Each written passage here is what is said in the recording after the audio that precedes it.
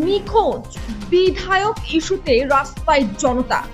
আরামবাগে চড়ছে ভোটের পারদ। দিনের আলোয় টর্চ হাতে বিধায়ক খোঁজ শুরু। গোঘাটের পর এবার হুগলির আরামবাগে বিধায়ককে ঘিরে শুরু হলো নতুন রাজনৈতিক নাটক। দিনের বেলায় হাতে টর্চ জ্বেলে রাস্তায় নামলেন সাধারণ মানুষ। উদ্দেশ্য একটাই, নিখোঁজ বিধায়কের খোঁজ। অভিযোগের তীর সরাসরি আরামবাগের বিজেপির বিধায়ক মধুসূদন বাগের দিকে। স্থানীয়দের দাবি, গত 5 বছর ধরে প্রায় কার্যত অদৃশ্য তিনি। প্রয়োজনের সময় পাশে পান না তাকে, মেলে না উন্নয়নের ছোঁয়াও। তাই প্রতিবাদের অভিনব ভাষা, দিনের আলোয় টর্চ জেলে খোঁজ শুরু। সাধারণ মানুষরা আজকে বেরিয়েছে, তারা নাকি আমাদের আরামবাগের যে বিজেপির বিধায়ক মধুসূদন বাগ, তাকে নাকি খুঁজে পাচ্ছে না।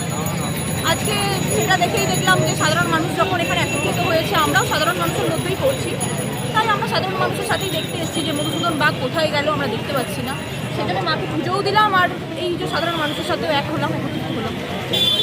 তৃণমূল সমর্থক বা তৃণমূলের কোনো জনপ্রতিনিধি হিসেবে আসেনি, আমরা সাধারণ মানুষ। আমরা কেউ কোথাও পুজো দিতে গেছিলাম, কেউ বাজারের কাজে বাইরে বেরিয়েছিলাম, সেখানে দেখলাম সাধারণ মানুষ পায়ে পা মিলেছে। আর আমরাও তো তৃণমূল কংগ্রেস করতে পারি, কিন্তু তৃণমূল কংগ্রেস করলেও আপনারা দেখুন যে আমাদেরও তো বিধায়ক উনি, যেমন মমতা ব্যানার্জি সবারই সরকারি মানে আমাদের যে মুখ্যমন্ত্রী, তার মানে উনিও তো আমাদের বিধায়ক। সেও তো বিধায়ক যখন পাচ্ছি না, আমরাও দেখতে এলাম, আমরাও তো তাকে দেখিনি, সেই জন্যই আমরা এলাম। বাসুদেবপুর মোড় থেকে আরামবাগ থানা পর্যন্ত মিছিল ঘিরে উত্তেজনা ছড়ায়।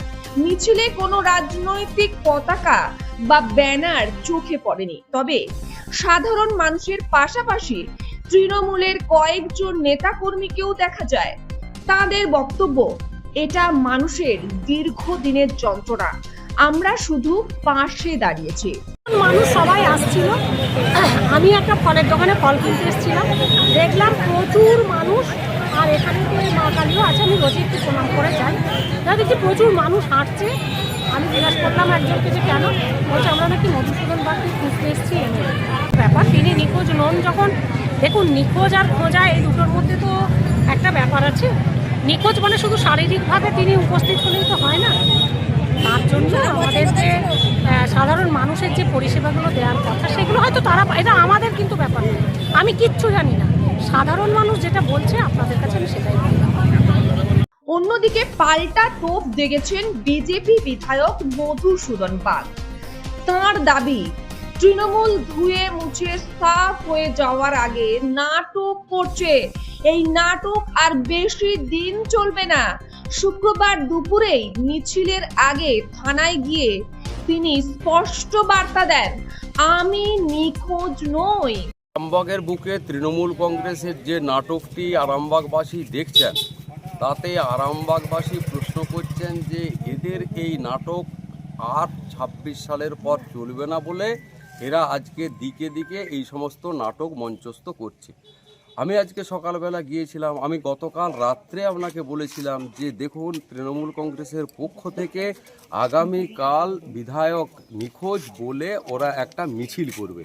এই মিছিলের মধ্য দিয়ে ওরা বলতে চাইছে বিজেপির বিধায়ক এখানে নেই, কিন্তু আরামবাগের মানুষ জানেন যেদিন বিধানসভা থাকে সেদিন ছাড়া 365 দিন 24 ঘন্টা আমি আরামবাগে থাকি, এবং আরামবাগের বহু জ্ঞানী গুণী ব্যক্তি পথচলতি মানুষ আমাকে দেখেন যে আমি রাস্তায় হাঁটছি, অনেকে আমাকে লক্ষ্য করেন। কিন্তু এরা যেহেতু রাজনৈতিক চশমা নিয়ে রাজনৈতিক বক্তব্য দিচ্ছেন, সেখানে ওনারা আমাকে দেখতে পাননি।